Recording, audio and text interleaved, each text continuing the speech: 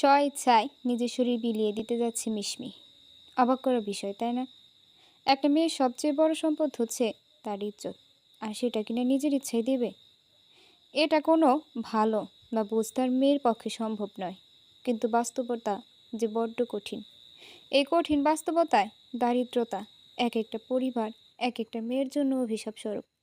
আর এই অভিশাপে অভিশপ্ত হবে মিশমি। রাত 11:19। ব্যস্ত শহরে একা একা হাঁটছে মিশমি। এত রাতে একটা মেয়ে রাস্তায় একা হাঁটছে, বিষয়টা একদমই স্বাভাবিক নয়। আশেপাশে তো মানুষরূপী জানোয়ারদের অভাব নেই, কিন্তু নিজের জীবনের উপর মায়াটাও নেই। অবশ্য গন্তব্যহীন যে হাঁটছে তা কিন্তু নয়। গন্তব্য নুয়াজের বাংলো বাড়ি। এমন একটা দিন যে মিশমির জীবনে আসবে, এটা কল্পনাতেও কখনো ভাবিনি মিশমি। নভেম্বর মাস হওয়ায় ঠান্ডাটা বেশ পড়েছে, কিন্তু মিশমির গায়ে থ্রি পিস ব্যতীত একটা পাতলা শালও নেই। একটু পরেই তো শরীরটা বিলীন হয়ে যাবে। কি হবে শীতের ঠান্ডা আবহাওয়া থেকে শরীরটা লুকিয়ে রেখে?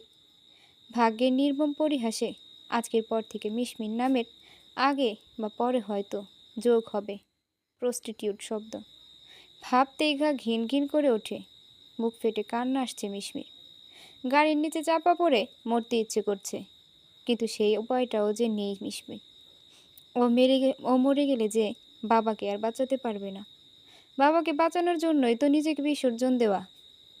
হাঁটতে হাঁটতে ভাবতে থাকে অতীতের সব কথা। মিশমি মধ্যবিত্ত পরিবারের মেয়ে, বেশ রক্ষণশীল মেয়ে। বাড়িতে বাবা, সৎ মা, সৎ বোন আর মিশমি। মিশমির যখন 1 বছর, তখন মিশমির মা মারা যায়। বাবার বয়স হয়েছে। টুকটাক যা কাজ করে, যে টাকা আয় হয়, সেগুলো সংসারের কাজেই ব্যয় হয়ে যায়। সৎ সৎ মায়ের চোখের বালি মিশমি। কিন্তু এটা নিয়েও কখনো আপত্তি প্রকাশ করেনি মিশমি। কলেজ থেকে এসে বিকেলে একটা কেজি স্কুলে কোচিং করায়। যে টাকা পায় তা দিয়ে ওর পড়াশোনার খরচ চলে যায়। সব তো ভালোই চলছিল। হুট করে মিশমির বাবা হামিদুর রহমান অসুস্থ হয়ে পড়েন। অবস্থা বেগতিক খারাপ হতে থাকে। ইংলিশ ক্লাস করছিল মিশমি।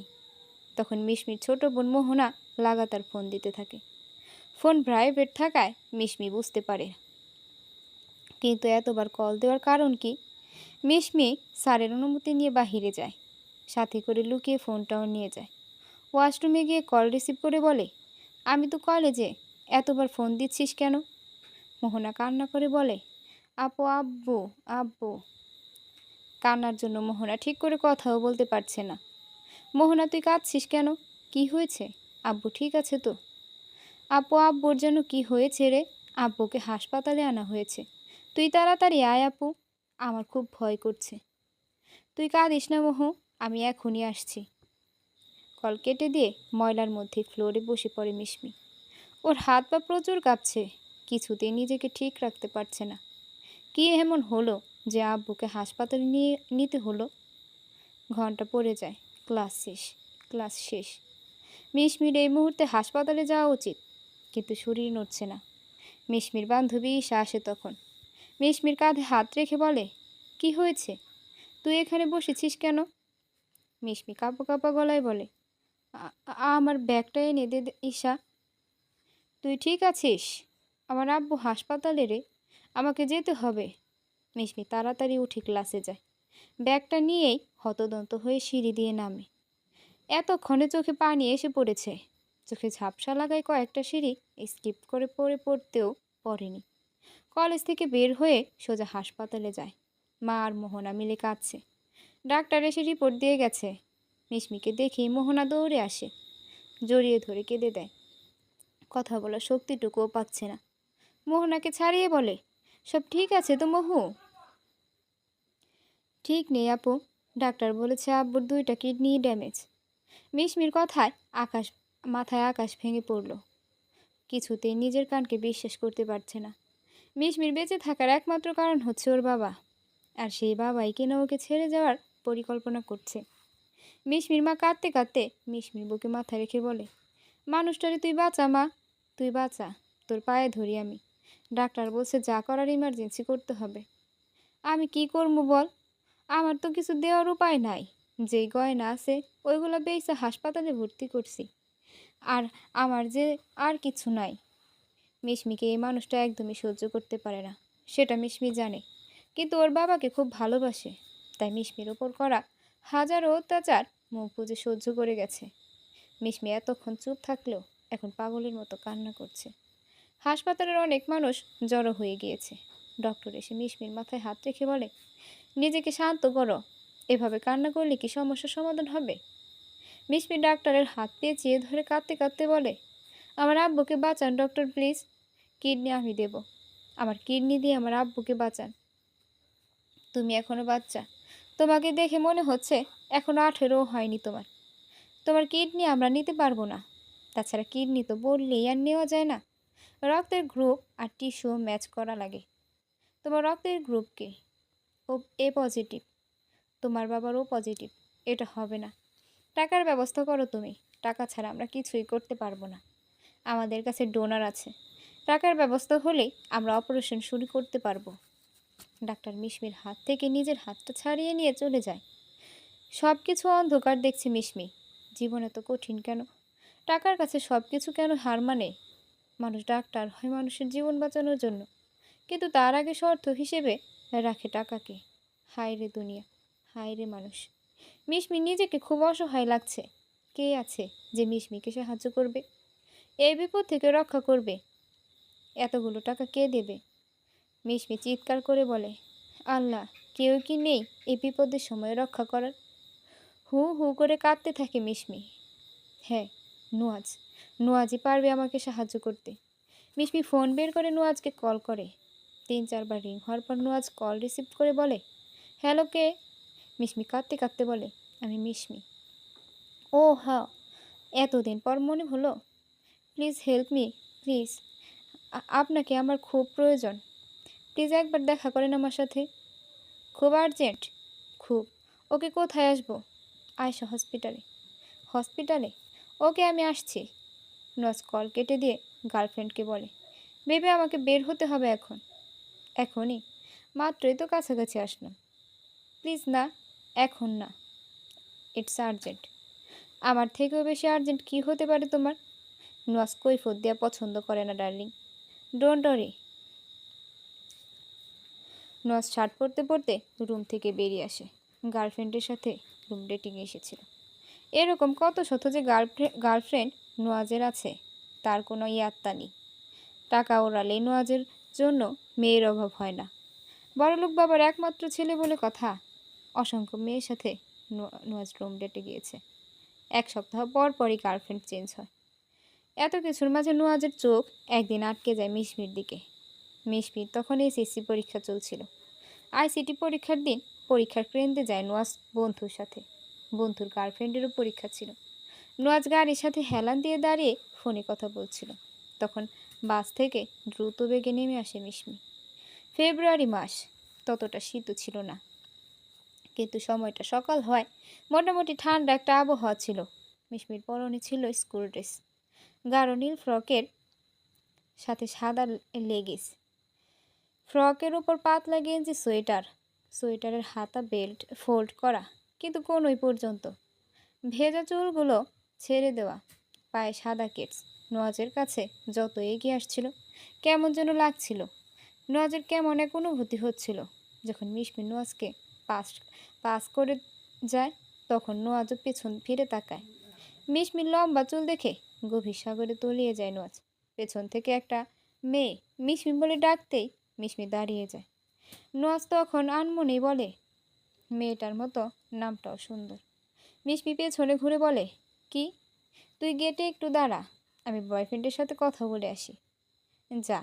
মিশমি চোখের আড়াল হতে যে মেয়েটা ডেকেছিল তার দিকে তাকায়। মেয়েটা নুয়াজের বন্ধুর গার্লফ্রেন্ড। ওর সাথে মিশমির সব খবর নিতে হবে। আইসিটি পরীক্ষা আজ, মাত্র 30টা টিক চিহ্ন ভরাট করবে। তাহলে 30 মিনিট ওয়েট করা যেতেই পারে। মেয়েটা তখন ওর বন্ধুর সাথে কথা বলছিল। নুয়াজকে বলে, আমি কি কিছু কথা বলতে পারি? মেয়েটা ভ্রু কুঁচকে তাকায়। নুয়াজের বন্ধু অভি বলে, এটা আমার বন্ধু নুয়াজ। আর নুয়াজ, এটাই আমার গার্লফ্রেন্ড হাসি। আইসি। আচ্ছা হাসি, আমার একটা ইনফরমেশন লাগবে। কি? ওই মিশমি সব ইনফরমেশন আমার চাই। কেন? একটা ছেলে কখন একটা অপরিচিত মেয়ের ইনফরমেশন চাইতে পারে? এটা তোমার বোঝা উচিত, হাসি। হুম, বুঝলাম। কিন্তু ওর সম্পর্কে কোনো ইনফরমেশন নিয়ে লাভ নেই। মানে? মানে আপনার উদ্দেশ্য সফল হওয়ার মতো নয়। আমার উদ্দেশ্য বলতে কি বোঝাতে চাচ্ছ? এটা বলে অভির দিকে তাকায় নোয়াজ। নোয়াজের চোখের ভাষা বুঝতে পেরে অভি বলে, তোর সম্পর্কে হাসিকে কিছুই বলিনি আমি। হাসি বলে, মানে হলো, আপনি যদি ওর সাথে রিলেশন করতে চান তাহলে ভুলে যান। ও রিলেশন করবে না। কেন? ওসব ওর পছন্দ নয় তাই। সেটা আমি দেখব। তুমি শুধু ওর সাথে কথা বলার ব্যবস্থা করে দাও। হুম, ওকে। আমিও পরীক্ষা দিয়ে আসি আগে। হাসি চলে যাওয়ার পর অভি বলে, তুই কি এই ছোট মেয়েটাকেও নেওয়ার কথা ভাবছিস? তুই ছোট মেয়ের সাথে রিলেশন করতে পারিস, আর আমি এমন ভাবলেই দোষ? কিন্তু ওকে দেখে আমার সেই ফিলিংস হয়নি। তাহলে? তাহলে সে কি, সেটা আমিও জানি না। নওয়াজ হাসপাতালের সামনে গিয়ে মিশমিকে কল দেয়। মিশমি কল রিসিভ করে। নওয়াজ বলে, আমি তো হাসপাতালের সামনে। তুমি কোথায়? আসছি। মিশমি কাঁদতে কাঁদতে হাসপাতাল থেকে বের হয়। মিশমিকে কাঁদতে দেখে অবাক হয় নওয়াজ। কাঁদছো কেন মিশমি? আমার আব্বু খুব অসুস্থ। দুইটা কিডনি নষ্ট হয়ে গিয়েছে। এমার্জেন্সি অপারেশন করতে হবে। অনেক টাকা লাগবে। কখনো আমি আপনার কাছে কিচ্ছু চাইনি, কিন্তু এই মুহূর্তে আপনি ছাড়া আর কেউ সাহায্য করতে পারবে না আমায়। প্লিজ আমায় সাহায্য করুন। কাঁদতে কাঁদতে কথাগুলো বলে মিশমি। ফুপিয়ে ফুপিয়ে কাঁদছে। নওয়াজ বলে, রিল্যাক্স।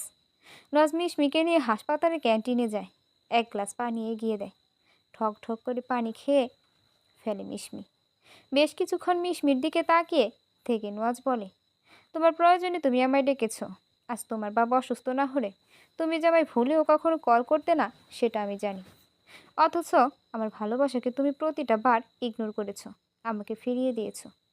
মিশমি হেঁচকি তুলতে তুলতে বলে, আমি আপনার সাথে রিলেশন করতে রাজি আছি, তবুও প্লিজ আমার আব্বুকে বাঁচান।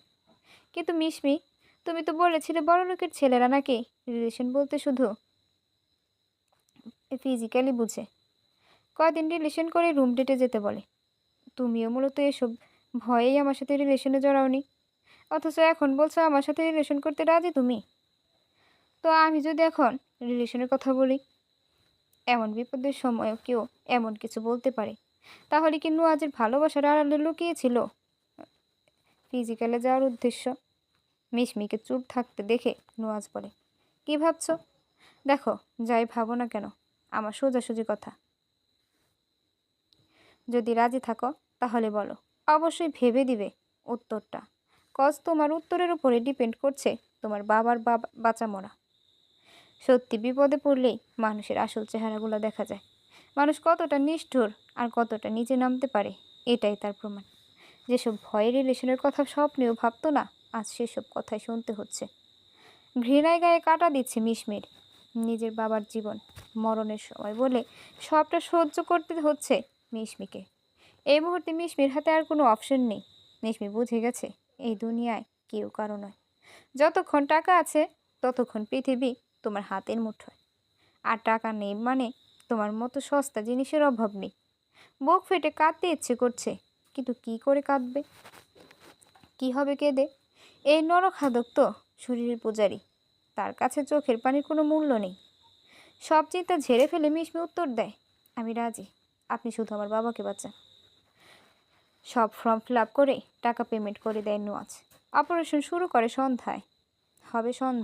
নওয়াজ যাওয়ার আগে মিশমিকে বলে, রাতে গাড়ি পাঠিয়ে দেব, আমার বাংলো বাড়িতে চলে এসো।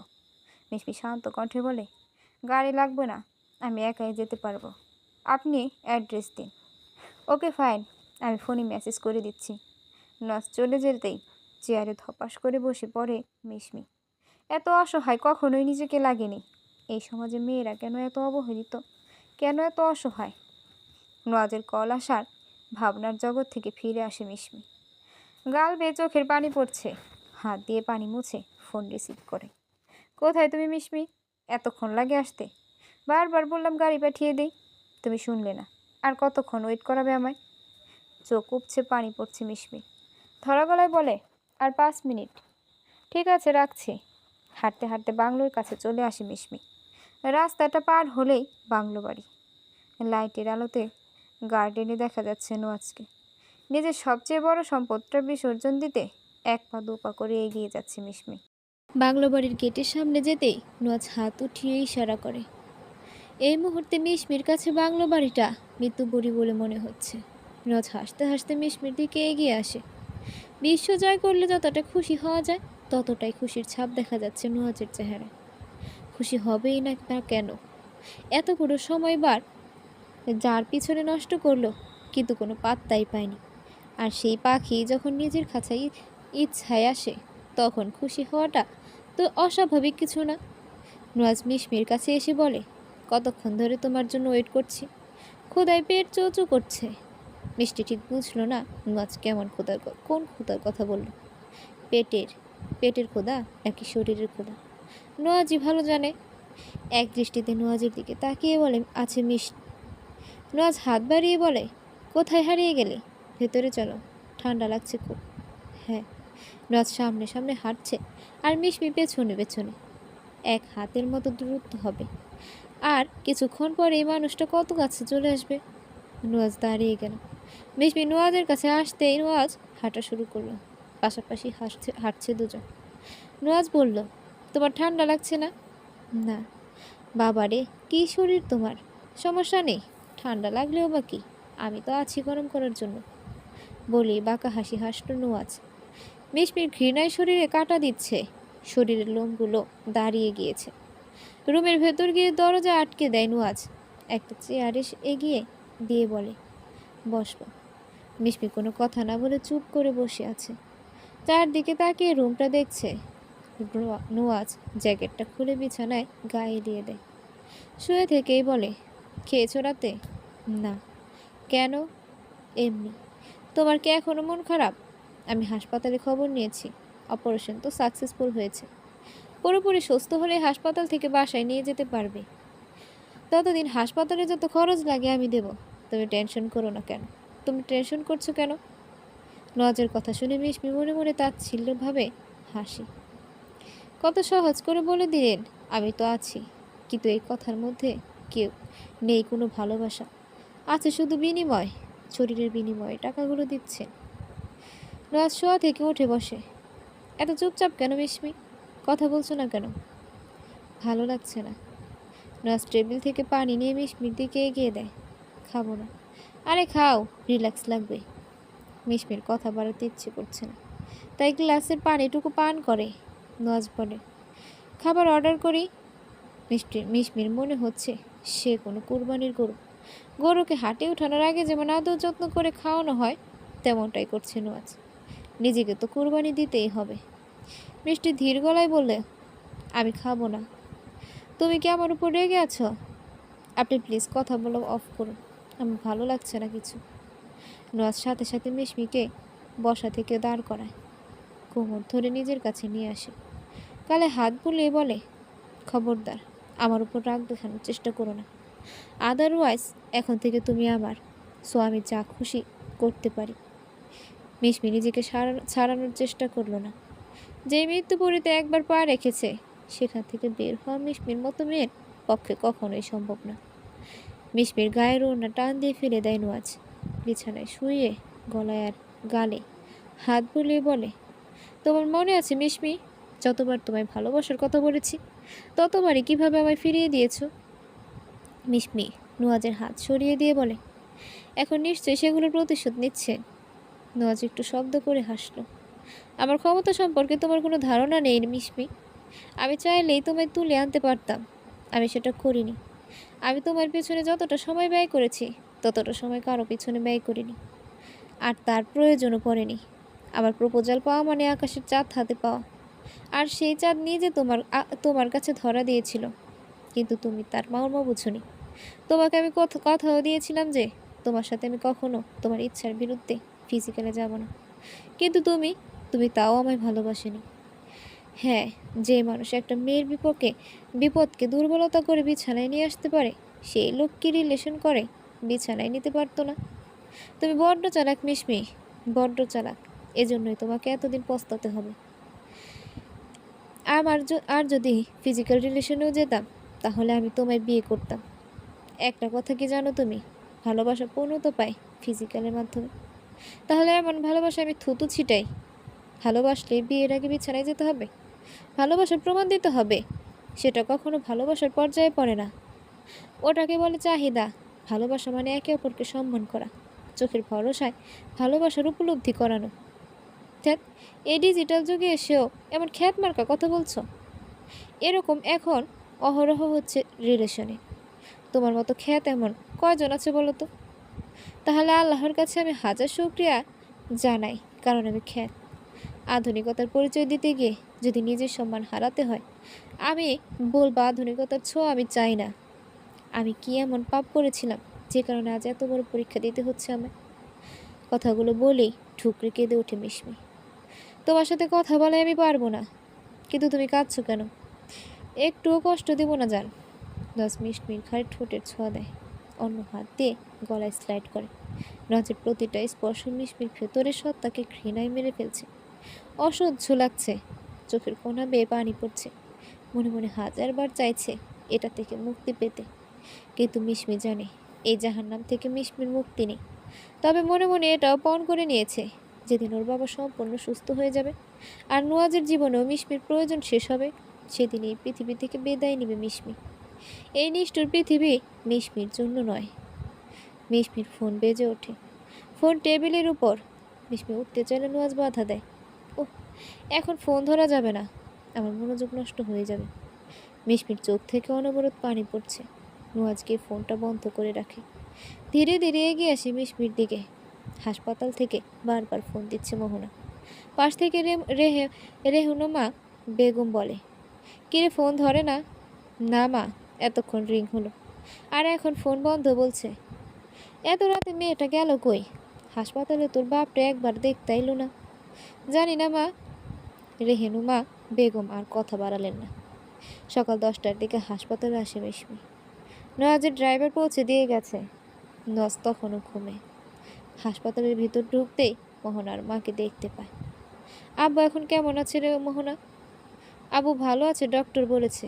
কিন্তু কাল এতবার ফোন দিলাম ধরিসনি কেন? শুনিনি রে, ঘুমিয়ে গিয়েছিলাম আর ফোনে চার্জও ছিল না। সকালে উঠে দেখি ফোন বন্ধ হয়ে আছে। রেহেনুমা বেগম বলে, তুই ছিলি কই রাতে? সে যে গেলি আর তো আসলিও না হাসপাতালে। টাকা দিয়ে কি দায়িত্ব পালন করলি?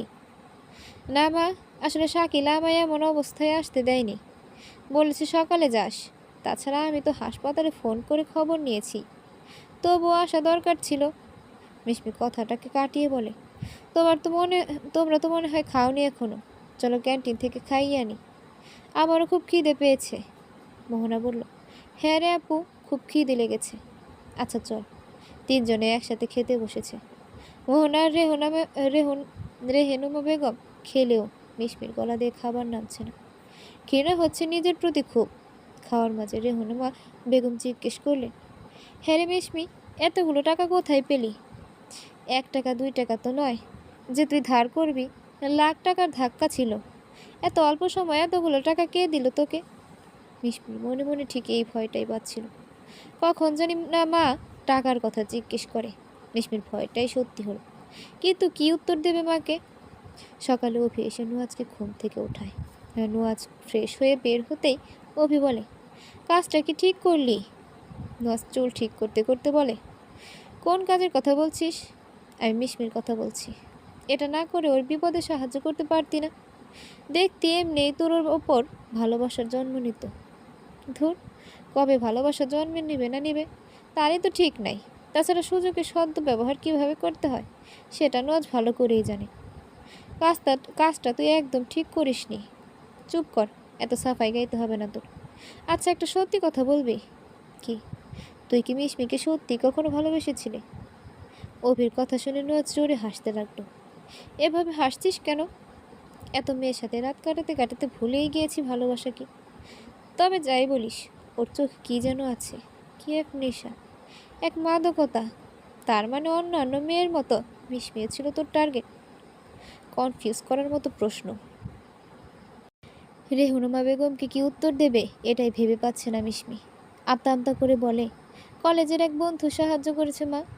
কলেজের বন্ধু এমনি এমনি তোকে এতগুলো টাকা দিল? তুমি কি বলতে চাচ্ছ বলো তো? টাকা যেভাবে খুশি সেভাবে পাই, সেটা কি বড় কথা? আব্বুর জীবন বাঁচাতে পেরেছি, এটা কি কম? তুমি আব্বুকে নিয়ে ভাবো, টাকা পয়সা নিয়ে তোমাকে এত ভাবতে হবে না।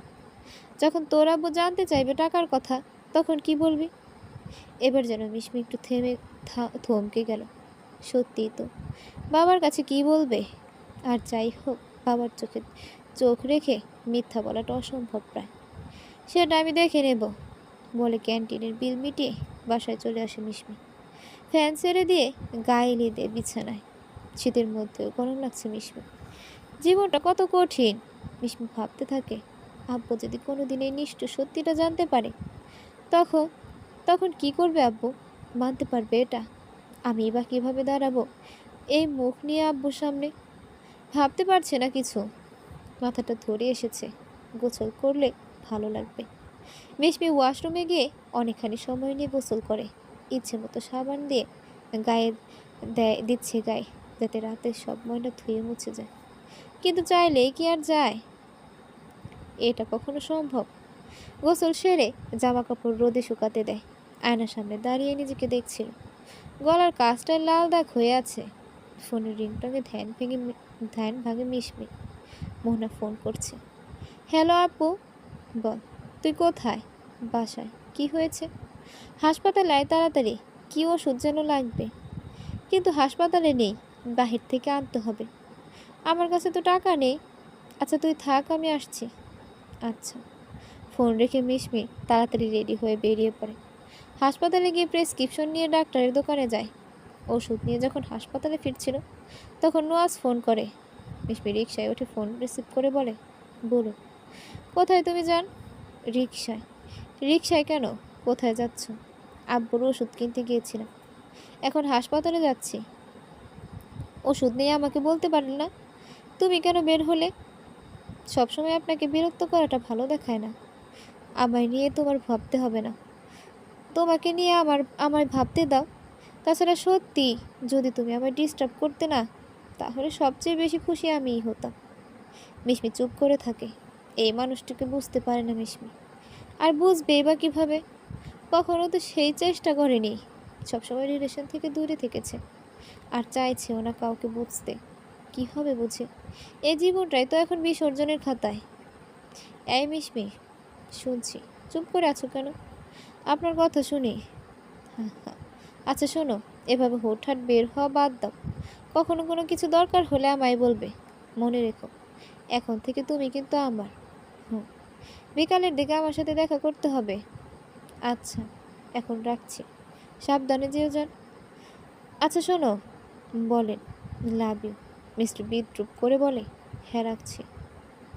হাসপাতালে গিয়ে দেখে রেহনুমা বেগমের কাঁধে মাথা রেখে মোহনা ঘুমাচ্ছে। মিশমি মোহনাকে ডেকে বলে, তোর ঘুম পেয়েছে খুব, তাই না? মোহনা চোখ মেলে বলে, রাত জেগেছি তো, তাই আর কি। মাকে নিয়ে বাসায় যা, আমি আছি হাসপাতালে। না সমস্যা নেই, চুপ, যা বাসায় যা, আমি ডক্টরের সাথে কথা বলে আসি। আচ্ছা।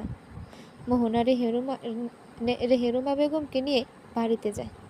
মিশমি হাঁটতে হাঁটতে করিডোরের শেষ মাথায় যেতেই বিশাল দেহে এক লোকের সাথে ধাক্কা খায়। মিশমির মাথা লোকটার বুকের সাথে বাড়ি খায়। মিশমি মাথায় হাত দিয়ে বিড়বিড় করে বলে, বুক নাকি পাথর? আল্লাহ। লোকটা বিনয়ী স্বরে বলে, সরি সরি, আমি দেখিনি। মিশমি মাথা তুলে বলে, ইটস ওকে। মিশমি। এমন অবাক করা কণ্ঠে নিজের নাম শুনে মিশমি তার দিকে তাকায়। ভ্রু কুচকে তাকিয়ে আছে।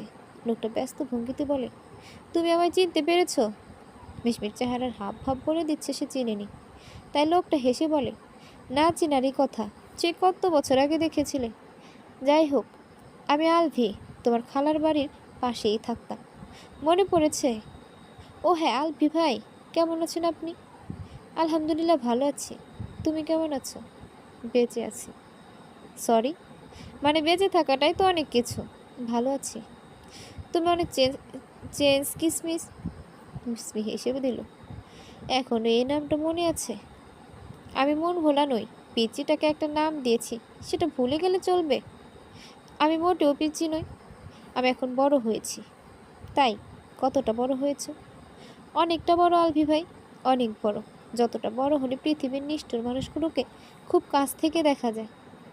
এসব কি বলছো মিশমি? কিছু না। আপনার কি এখন কোনো তাড়া আছে? না কেন? তাহলে আপনি একটু ওয়েট করুন, আমি ডাক্তারের সাথে কথা বলে আসি। আচ্ছা। মিশমি ভেতরে যায়, আর আলবি বাহির থেকে দাঁড়িয়ে থাই গ্লাস ভেদ করে মিশমিকে দেখছে। মিশমির সাথে আলভির যখন পরিচয় হয় তখন মিশমি 6-এ পড়তো। মিশমির মা মারা যাওয়ার 1 বছরের মাথায় ওর বাবা আরেকটা বিয়ে করে। বিয়ে করার উদ্দেশ্য ছিল মিশমি যাতে মায়ের আদর যত্ন ভালোবাসা পায়। নতুন মা অর্থাৎ রেহেনুমা বেগম বিয়ের পর থেকে ভালোবাসত মিশমিকে। মিশমির যখন 4 বছর বয়স তখন ওর বাবা বিদেশে চলে যান কাজের জন্য। সব কিছু তখনও খুব ভালোই চলছিল। মিশমির বাবা ছুটি পেলেই চলে আসতেন। এর মধ্যে রেহেনুমা বেগম সন্তান সম্ভবা হয়। চারিদিকে হাসি খুশির ঝলক। রেহেনুমা বেগমের ছোট বোন আসে তখন রেহেনুমাকে দেখাশোনা করার জন্য। ওই অবস্থায় একজন মানুষের খুব প্রয়োজন হয়। সে ওই ছোট্ট অবস্থায় মিশমিকে দিয়ে টুকিটাকি ঘরের কাজ করাতো। দেখতে দেখতে অনেকটা সময় পার হয়ে যায়। ঘর আলোকিত করে জন্ম নেয় মোহনা। তার 1 মাসের মাথায় বাবা চলে আসে, আর বিদেশে যায়নি। এখানে ছোটোখাটো কাজ করে সংসার চালায়। সারাদিন মিশমির বাবা কাজের জন্য বাহিরে থাকতো। তখন রেহনুমা বেগম ওকে দিয়ে কাজ করাতেন। বিষয়টা একদিন ওর বাবা খেয়াল করলেন। তখন মিশমিকে ওর আপন খালার কাছে রেখে আসলেন টঙ্গীতে। তখন থেকে মিশমি ওর খালার কাছেই থাকতো। সময়ের সাথে পালাক্রমে মিশমি বড় হতে থাকে। একদিন ভোরে ফজরের আজানের সময় মিশমি চুপি চুপি মসজিদ থেকে কিছুটা দূরে আড়ালে দাঁড়ায়। আলবি নামাজ পড়ে মসজিদ থেকে বের হয়। ওই দিনই প্রথম দেখা হয় ওদের দুজনের।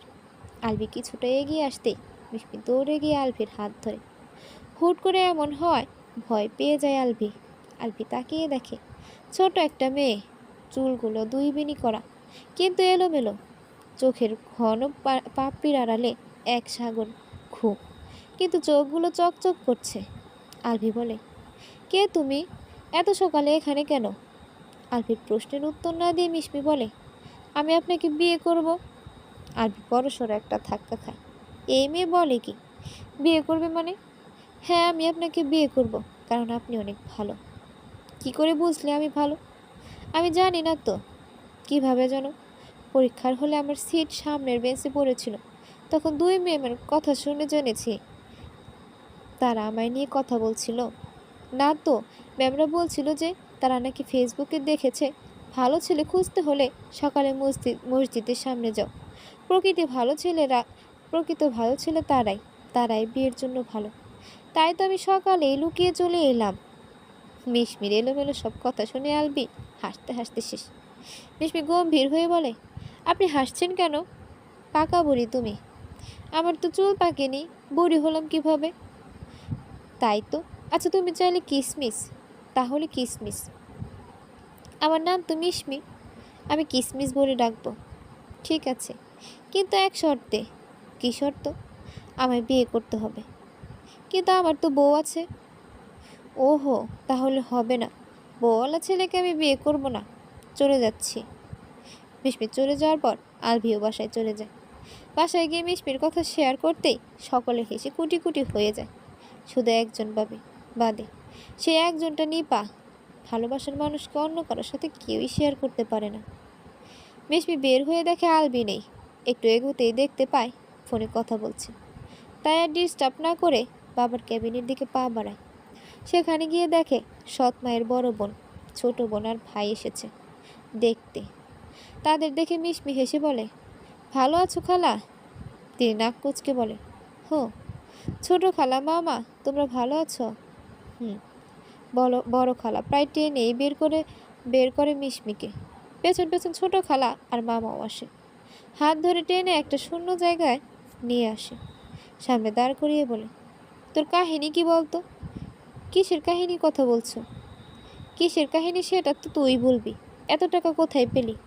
কোথায় লটর পটর করেছিস? বড় খালার কথা শুনে মিশমির গায়ে কাটা দিয়ে ওঠে, সাথে একরাশ ভয়। হঠাৎ সে সৎ মায়ের বোন। সৎ শব্দটাই কি খারাপ? সৎ কি কখনো আপন হয় না? বিপদের সময় এই মানুষটাকেও একদম পাশে পাওয়া যায়নি। টাকার বেলায় বলেছে, দেখি কোথাও থেকে জোগাড় করতে পারি নাকি। আর যখন বাবাকে সুস্থ করে তুলল, তারা তখন সেটা না দেখে জানতে চাচ্ছে টাকার খবর। মানে সত্যিই খুব অদ্ভুত। মনে মনে এটাও ভয় পাচ্ছে, নুয়াজ আবার কোনো ভিডিও করেনি তো? ওই ভিডিও দেখেই তো কি খালা এসব বলছে? শিওর হওয়ার জন্য একটু জোর নিয়ে মিশমি বলে, এসব কি বলছো খালা? লটর পটর করেছি মানে? না হলে এতগুলো টাকা কোথায় পেলি? কে দিল তোকে এত টাকা? আমার এক বন্ধু ধার দিয়েছে। তোর বড়লোক বন্ধুও আছে? তোর হাতে তো দেখছি আমাবস্যার চাঁদ। তা সে কি কে শুনি?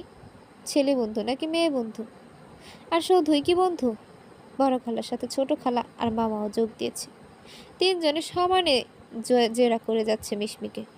ওদের প্রশ্নের কি উত্তর দিবে মিশমি? মাথা নিচু করে শুনছে সব কথা। কিছু কিছু কথা একদম তীরের মতো বুকে গিয়ে বিচ্ছে। এদিকে নুয়াজ বারবার ফোন দিচ্ছে মিশমিকে। বিকেলে দেখা করার কথা ছিল, দেখা তো করেইনি। এখন ফোন পর্যন্ত তুলছে না। রাগে মাথা গরম হয়ে গিয়েছে নুয়াজের। কাকে যেন ফোন দিয়ে বলে মিশমির নাম্বার ট্র্যাক করে জানতে যে মিশমি এখন কোথায় আছে। সাথে নুয়াজ তো বারবার ফোন দিচ্ছে। বারবার প্রাইভেট হয় মিশমি বুঝতে পারছে না। এতগুলো কল নুয়াজ ছাড়া আর কেউ দিবে না, কিন্তু ওদের সামনে কিছুতেই ফোন ধরা যাবে না। এত সব কঠিন কঠিন কথায় মিশমির চোখ ঝাপসা হয়ে আসে।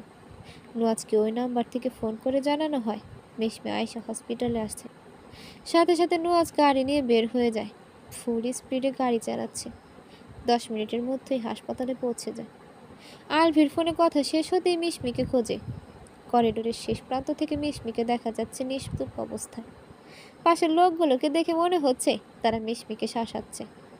আলভি দ্রুত পায়ে এগিয়ে যায় সেদিকে। রাজ অলরেডি সিঁড়ি বেয়ে 3 তলায় এসে পড়েছে। 3 তলায় পৌঁছতে মিশমিকে কান্নারত অবস্থায় দেখতে পায়। কাউকে কিছু বলছে না, নীরবে চোখের পানি ফেলছে মিশমি। নুয়াজ সামনে আগায় মিশমির দিকে। আলভি যখন 201 নম্বর রুমের সামনে আসে, তখন একজন নার্স আলভিকে ওয়েটার ওভারটেক করে মিশমির কাছে আসে। আলভি নুয়াজ দুজনেই কাছাকাছি এসে থেমে যায়। নার্স বলে, এখানে কি হচ্ছে? সকলে এবার চুপ মেরে যায়। নার্স মিশমির উদ্দেশ্যে বলে, আপনি 306 নম্বর পেশেন্টের মেয়ে না? মিশমির চোখের পানি মুছে বলে, হ্যাঁ। এই ইঞ্জেকশনটা ফার্মেসি থেকে নিয়ে আসুন। জি আচ্ছা। নার্স চলে যাওয়ার সময় মিশমি আলভিকে দেখতে পায়। তার চাহনিতে রয়েছে অনেক অজানা প্রশ্ন। মিশমি প্রেসক্রিপশন নিয়ে যাওয়ার সময় বড় খালা হাত মুচড়িয়ে বলেন, ভাবিস না এভাবে পার পেয়ে যাবে। আমার তো সব প্রশ্নের উত্তর চাই। খালা আমার আমার হাতে লাগছে। মিশমির হাতটা এক ঝটকায় ছেড়ে দেয়। নস ততক্ষণে নিচে অপেক্ষা করছে। মিশমি নিচে যেতেই হাত টেনে নিজের সামনে আনে। নওয়াজকে দেখে অপ্রস্তুত হয়ে যায় মিশমি। তোমার সমস্যা কি মিশমি? তুমি কি কোনোভাবে আমাকে ইগনোর করছো? ভুল বুঝবেন না প্লিজ, আমি ইচ্ছে করে এমন করিনি। কতবার ফোন দিয়েছি, ফোন তুলোনি কেন? মিশমি নিশ্চুপ। কথা বলছো না কেন? আর ওই লোকগুলো কারা? কি বলেছিল তোমায়? কিছু না। মিথ্যা বলবে না, বলো কি বলেছিল তারা? আর তুমি কাঁদছিলে কেন? কিছু হয়নি বললাম তো। মেজাজ খারাপ করবে না বলে দিলাম।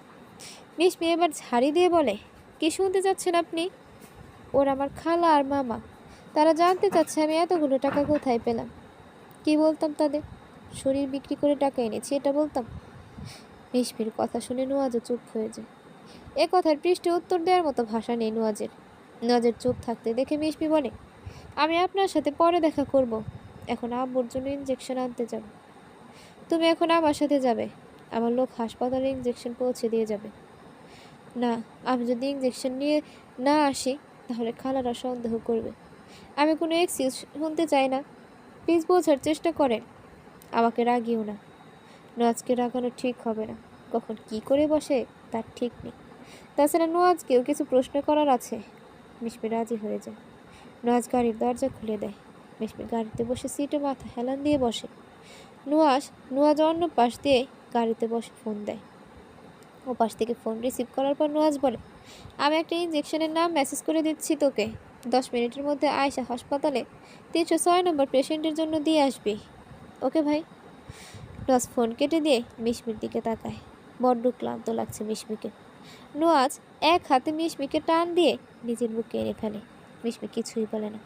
বাম হাত দিয়ে মিশমির কোমর জড়িয়ে ধরে, ডান হাতে গাল স্পর্শ করে বলে, টায়ার্ড লাগছে? হ্যাঁ। ডক্টরের কাছে যাব? সামান্য টায়ার্ডের জন্য ডক্টরের কাছে যাওয়ার কি হলো? সামান্য কিছু কেউ অবাক করতে নেই। আমি ঠিক আছি। বাংলো বাড়ির সামনে আসতেই মিশমির হাতে চাবি দিয়ে বলে, তুমি ভেতরে যাও, আমি আসছি। আচ্ছা। মিশমি ভেতরে গিয়ে বিছানায় চুপ করে বসে। মিশমির বদলে অন্য এক ছেলে এসে ইঞ্জেকশন দিয়ে গেছে। এটা যেন কিছুতেই হজম করতে পারছে না রেহনা বেগমের বড় বোন। তার ভেতর হাজারো প্রশ্ন কি ঝুঁকি দিচ্ছে। বড় খালা, ছোট খালা আর মামা তিনজনই রেহনুমা বেগমের বাড়ি গেলেন। এতদিন পর সবাইকে একসাথে দেখে রেহনুমা বেগম খুশি হয়ে যান। আরে এতদিন পর তোমরা এলে? আগে হাসপাতালে গিয়েছিলাম, তোকে পাইনি। রাতে ঘুম হয়নি তো, তাই মিশমি আমাকে আর মোহনাকে জোর করে বাসায় পাঠিয়ে দিয়েছে। আর তুইও নাচতে নাচতে চলে এলি। আজকাল দেখি মেয়েকে খুব গুরুত্ব দিচ্ছিস। এভাবে বলছো কেন আপা? মেয়েটাই তো সব টাকা জোগাড় করলো, এর জন্যই তো মানুষটা বেঁচে উঠলো। তাই এতগুলো টাকায় কোথায় পেলো জিজ্ঞেস করিসনি? করেছি, বললো ওর কোন বন্ধু নাকি দিয়েছে। ওর কোন বন্ধু টাকা দিল সেটা জানতে চাসনি? এগুলো জেনে আমি কি করবো আপা? মানুষটা বেঁচেছে, এতেই আমার শান্তি। বোকার মতো কথা বলিস না তো রেহু। ওর যদি বড়লোক কোনো বন্ধু থেকেও থাকে, তা তো আমাদেরই লাভ। লক্ষ্মীকে এভাবে পায়ে ঠেলে দিচ্ছিস কেন? তোমার কথা ঠিক বুঝলাম না আপা। এবার মামা গলা খাকারি দিয়ে বলেন, তোর বোধ বুদ্ধি সব গেল নাকি? ওর ওই বন্ধুকে সেই খোঁজ নেই। টাকার গোডাউন হাতের মুঠোয় পাওয়ার ভাগ্য সবার হয় না। মিশমিকে হাতিয়ার বানিয়ে অনেক টাকা হাতাতে পারবো আমরা। ছোট খালা বলেন, আমরা বললেই মনে হয় মিশমি আমাদের কথা শুনবে। যে তেজ ওই মেয়ের। বড় খালা বলেন, ও শুনবে, ওর ঘাড়ও শুনবে। ও তো আমায় চেনে না। তাছাড়া একটা জিনিস তোরা ভেবে দেখেছিস? সকলে সমস্বরে বলল, কি? শুধু বন্ধু কি কখনো এতগুলো টাকা দেবে? নির্ঘাত কোনো নাগর আছে? এমনি এমনি তো আর এত টাকা দেয়নি। বিছানায় হয়তো গিয়েছে। নইলে দেখ, এত ইঞ্জেকশন আনতে পাঠানো হয়েছে, ওর বদলে অন্য ছেলে এসে দিয়ে গেল। খটকা লাগে না? রেহনা বেগম বলেন, তাহলে কি করব আপা? আগে পরিস্থিতিটা সম্পূর্ণ বুঝতে দে আমাকে, তারপর যেভাবে বলবো সেভাবেই কাজ করবি, সব করবি। ততদিন আমরা তো তোর বাসাতেই থাকবো, যেভাবে ভালো মনে হয় তোমার। বেশ কিছুক্ষণ পর নোয়াজ ফিরে আসে। দরজায় নক করতে মিশমি দরজা খুলে দেয়। নোয়াজ সরাসরি মিশমিকে জড়িয়ে ধরে ঘাড়ে চুমুকে দেয়। সরি, অনেকক্ষণ অপেক্ষা করালাম। সমস্যা নেই। মিশমিকে ছেড়ে দিয়ে কয়েকটা প্যাকেট এগিয়ে দেয় মিশমির দিকে। প্যাকেটগুলো হাতে নিয়ে মিশমি বলে, কি এটা? একটাই তোমার জন্য শাড়ি, রেডিমেড ব্লাউজ আর পেটিকোট, আর বাকিগুলো 3 পিস। ফ্রেশ হয়ে পরার মতো তো কিছু নেই, তাই নিয়ে আসলাম। আর এই শাড়িটা পরবে এখন। কিন্তু আমি তো শাড়ি পরতে পারি না, কখনো পরিও নি। আর ইউটিউব তো আছে, ইউটিউব থেকে শিখে নেবে। আচ্ছা। মিশমি গোসল সেরে পেটিকোট আর ব্লাউজের উপর ওড়না পেঁচিয়ে বের হয়। নোয়াজ তখন বেলকনিতে বসে কফি খাচ্ছিল। মিশমি ইউটিউব গিয়ে শাড়ি পরার অনেকগুলো ভিডিও দেখলো। যখন নিজে ট্রাই করতে যাবে তখন উপরে আশেপাশে ভালো করে তাকালো। তারপর নোয়াজকে উদ্দেশ্য করে বলল, শুনছেন? নোয়াজ ভেতরে এসে বলে, কি? আপনি কোনো ক্যামেরা লাগাননি তো আবার? নোয়াজ শব্দ করে হেসে দেয়, না, আমি এতটাও খারাপ না। আপনি ভালো নন। একটা মেয়ের বিপদকে যে ও দুর্বলতা করে, সে আর যাই হোক ভালো লোক হতে পারে না। সেটাও ঠিক। আপনাকে রিজেক্ট করার প্রতিশোধ নিচ্ছেন, তাই না? এটা কোনো প্রতিশোধের পর্যায়ে পড়ে না। সময় হলে আসল রিভেঞ্জ দেখতে পারবে। মানে? কিছু না, তুমি শাড়ি পরো, আমি কফি বানিয়ে আনি। মিশমি ওর কথা বাড়ালো না, শাড়ি পরায় ব্যস্ত হয়ে পড়ল। অনেকবার ট্রাই করার পর মোটামুটি পরতে পেরেছে, তবে কুচিগুলো একদম হয়নি বললেই চলে। আয়নার সামনে দাঁড়িয়ে শাড়ি ঠিক করছিল তখন রাজ 2 মগে কফি আনে। একটা মগ মিশমির দিকে এগিয়ে দিয়ে বলে, পড়তে পেরেছ? না, তবে মোটামুটি একটা আয়ত্তে এসেছে। আস্তে আস্তে শিখে যাবে। এখন কফি খাও, না হলে পরে ঠান্ডা হয়ে যাবে। আমার কফি ভালো লাগে না। তাও খেতে হবে, ভালো লাগবে। মিশমি চুপচাপ কফি খেয়ে নিল। রাজ মিশমিকে জড়িয়ে ধরে আদর করতে লাগলো। মিশমির প্রচুর ঘুম পাচ্ছে। এই সময় ঘুম আসার কোনো মানে হয়? মিশমির তো এত তাড়াতাড়ি কখনোই ঘুম আসে না। একদিকে নোয়াজের অবাধ্য স্পর্শ, আর অন্যদিকে ঘুম। কোনোটাকে ঠেকাতে পারছে না মিশমি। ঘুম জড়ানো কণ্ঠে মিশমি বলে, আমার না খুব ঘুম পেয়েছে, প্লিজ এখনকার মতো ছেড়ে দিন। ঘুম আসছে বললে তো চলবে না, আমাকে তো তোমার সময় দিতে হবে, আদর করতে হবে, এটাই তো আমাদের কমিটমেন্ট ছিল। এছাড়া তুমি দিনেও আমায় সময় দিতে পারো না, রাতে তোমাকে কাছে পাই, আর রাতে এসে ঘুমের বাহানা করছো। বিশ্বাস করুন, সত্যি আমার অনেক ঘুম পাচ্ছে। কাল দিনে যেভাবে হোক আমি আপনাকে সময় দেব, তবুও প্লিজ এখন ছেড়ে দিন। কিভাবে বিশ্বাস করব তোমার কথা? আপনি বলেন, কি করলে বিশ্বাস করবেন? নাজ উঠে গিয়ে একটা কাগজ এনে বলে, এই সিগনেচার করে দাও তাহলে। ঘুমের ঘোরে মিশমি সিগনেচার করে দেয়, আর তাকিয়ে থাকতে না পেরে ঘুমে তলিয়ে পড়ে। নাজ রহস্যের হাসি দিয়ে বিড়বিড় করে বলে, তুমি নিজেও জানো না তুমি কি করে ফেললে, তোমার অজান্তে বিয়ের রেজিস্ট্রিতে সিগনেচার করে দিলে। যাক, কফিতে ঘুমের ওষুধটা কাজে লেগেছে। সকাল 8:40। পাখিদের কিচিরমিচির শব্দে মিশমির ঘুম ভাঙে। আর মোরা ভাঙতে যাবে, তখন দেখে মিশমি নড়তে পারছে না। ভালো করে তাকিয়ে দেখে নোয়াজ মিশমির বুকের উপর মাথা রেখে মিশমিকে জড়িয়ে ধরে শুয়ে আছে। মিশমির খুব বিরক্ত লাগছিল, কোনো রকমে নোয়াজের থেকে নিজেকে ছাড়িয়ে নিল। তখন খেয়াল হলো মিশমির গায়ে শাড়ি নেই, শাড়িটা ফ্লোরে পড়ে আছে। মিশমি আফসোসের সরে বলল, হায় রে মানুষ, ঘুমের ঘোরও সুযোগ নিতে ছাড়ে না। মিশমি ওকে এক সিট 3 পিস নিয়ে ওয়াশরুমে চলে যায়। শাওয়ারের পানি ছাড়তেই গলায় পেটে জ্বলে ওঠে। পেটের দিকে তাকিয়ে দেখে নোকের আঁচল, আয়নায় গলার দিকে তাকিয়ে দেখে বাইট। এগুলো নোয়াজেরই কাজ। বেশি বড় একটা দীর্ঘশ্বাস ছাড়ে। কবে মুক্তি পাবে এসব থেকে কে জানে।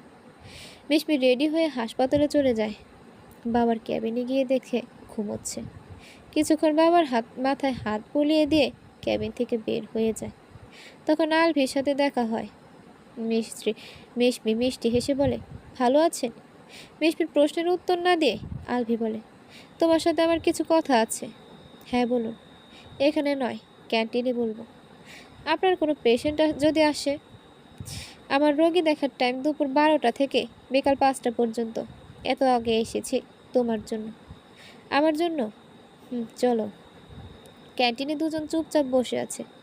আলভির মুখ দেখে বোঝার উপায় নেই তার মধ্যে ঠিক কী চলছে। মিশমি নিজেই বলে, আপনি কি এই হাসপাতালে জব করেন? জব করি বলতে শুধু রবি আর সোমবার আসি, রোগী দেখে যাই। ও কোথায় থাকেন এখন? মিরপুরেই। তুমি আমার ওখানে যাও না কেন? ছোট খালামণির শ্বশুর বাড়ি থেকে কথা শোনাই খালামণিকে, তাই আর যাই না। তোমাকে অনেকবার খুঁজেছিলাম, তোমার খালামণিকে জিজ্ঞেস করার সাহস হয়নি, কি না কি ভাবে তাই। খুঁজেছিলেন কেন? তোমাকে বাড়ির সবাই দেখতে চেয়েছিল। কেন? এমন দুষ্টু মেয়েকে কার না দেখতে ইচ্ছে করে? মিশমি হাসল। আপনার বউ কেমন আছে? হয়তো ভালোই আছে। হয়তো কেন বলছেন? যে আমাকে ছেড়ে ওপারে পারে জমিয়েছে, তার খবর কি করে নেই বলো? ঠিক বুঝলাম না। নিপার কথা বলছি। নিপাকে? আমার খালাতো বোন, ওর সাথে আমার বিয়ে ঠিক হয়েছিল। খুব ভালোবাসতো আমায়। ব্রেন ক্যান্সারে মারা গিয়েছে 2 বছর আগে। ও সরি, বাদ দাও সেসব কথা। কি করো তুমি এখন? কলেজে পড়ি। ও আচ্ছা, কাল তোমাকে কারা এভাবে কথা শোনাচ্ছিল? আমার খালারা আর মামা। এমনি কথা বলেছিল? দেখে সেটা মনে হয়নি, কিন্তু তারা কোনো খালা আর মামা আমার সৎ মায়ের ভাই বোন। তোমার সৎ মা? আর বিস্তব্ধ হয়ে যায়। এমন কথা যারা শোনে তারা হয়তো ভেতরে ভেতরে হাহাকার উপলব্ধি করতে পারে, কিন্তু অপর মানুষটাকে ঠিক কী বলবে তা বুঝতে পারে না। বিষয়টা মিশমি বুঝতে পেরে প্রসঙ্গ পাল্টালো। সকালে নাস্তা করেছেন আপনি? হ্যাঁ, তুমি? মিশমির ফোন আসায় উত্তর না দিয়ে ব্যাগ থেকে ফোন বের করে। মোহনা ফোন করেছে। হ্যালো আপু। হ্যাঁ মোহ, বল। মোহনা অস্থির হয়ে বলে, তুই কোথায় রে আপু? আমি তো হাসপাতালে। তোর গলা এমন শোনাচ্ছে কেন? তুই তাড়াতাড়ি বাসায় আস। তুই কার থেকে টাকা নিয়েছিলি আব্বুর অপারেশনের জন্য? সে আমাদের বাসায় এসেছে। এটা নিয়ে খালা বাড়িতে হাঙ্গামা শুরু করেছে। তোকে নিয়ে অনেক বাজে বাজে কথা বলছে ওই ছেলেটার কাছে। মিশমি আর কিছু না শুনেই কল কেটে দেয়। আলভিকে কিছু না বলে দৌড়ে বেরিয়ে যায় কি হয়েছে জানার জন্য। বারবার আলভি প্রশ্ন করছে। ততক্ষণে মিশমি বেরিয়ে গিয়েছে। পেছন পেছন আলভিও যায়। মিশমি বাড়িতে গিয়ে দেখে বড় খালা খুব চেঁচামেচি করছে। মিশমির পেছনে আলভি এসেও দাঁড়ায়।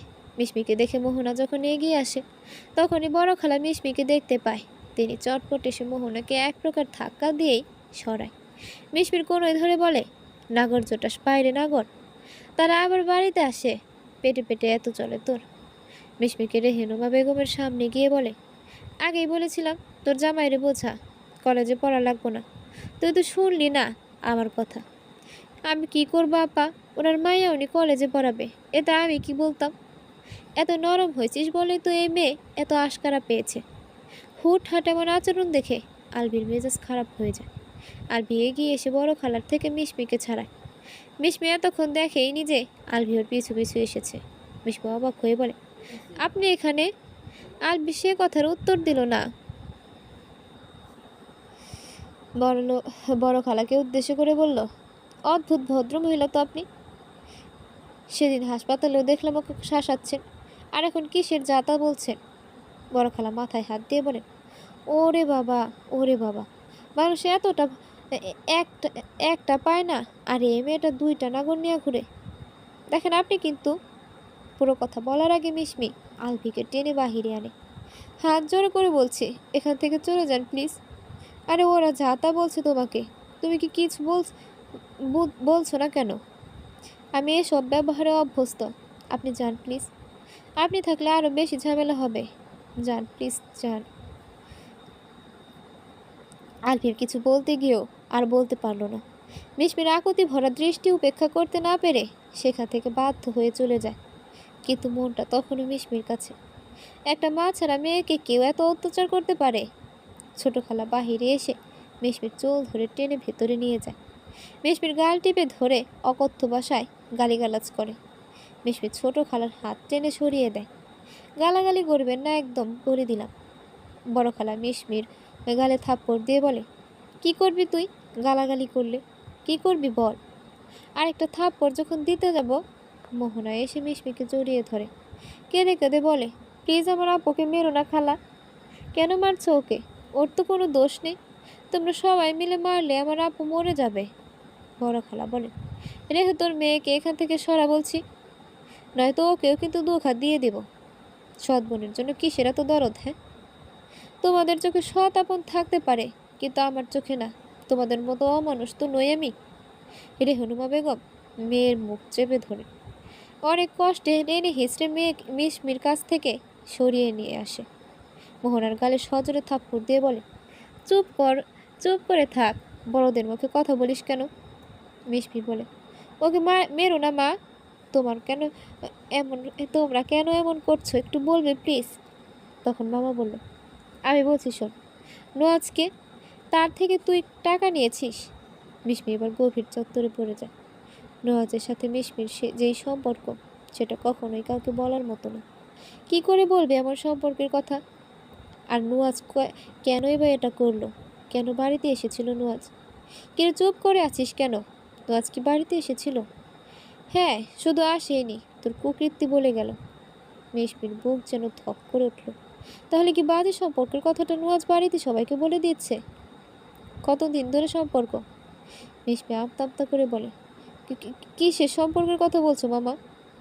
বড় খালা দাঁত কটমট করে বলে, এত ভালো করে জিজ্ঞেস করলেও প্রশ্নের উত্তর দেবে তোমার মনে হয়? আহ বড় আপা, আমাকে কথা বলতে দাও। কতদিন ধরে ওর সাথে রিলেশন আছে মিশমি? মিশমি চুপ করে আছে। নোয়াজ কি বলেছে জানিস? না, নোয়াজ তোকে বিয়ে করতে চায়, বিয়ের প্রস্তাব নিয়ে এসেছিল।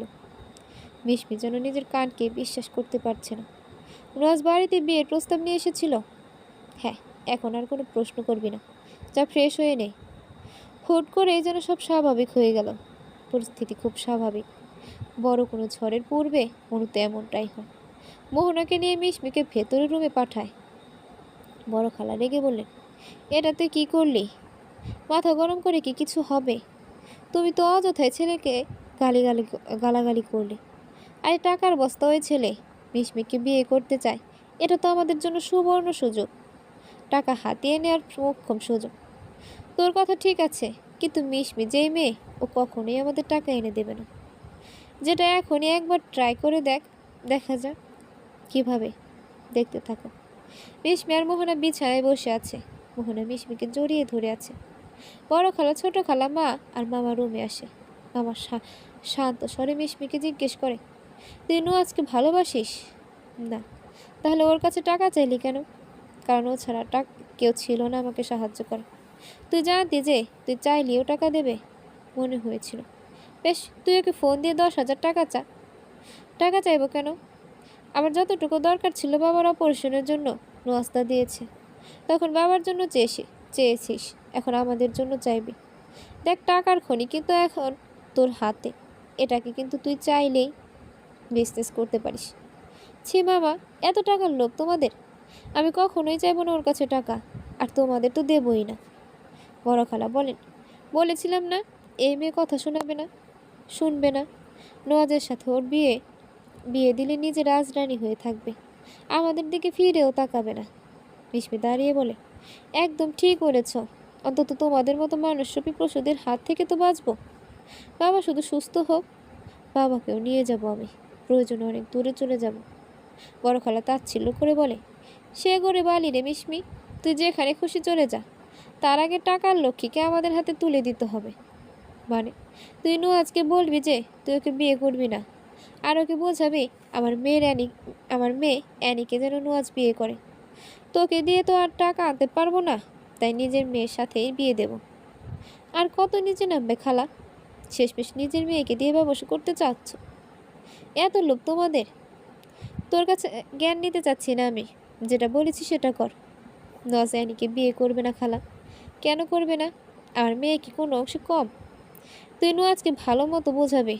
যা, রেডি হয়ে নুয়াজের কাছে যা, আমাদের হয়ে ওকে সরি বলিস, বুঝিয়ে শুনিয়ে বাসায় নিয়ে আসিস। শোন, ভুলে ওর সাথে পালিয়ে যাওয়ার কথা ভাবিস না, পরিণাম ভয়াবহ হবে বলে দিলাম।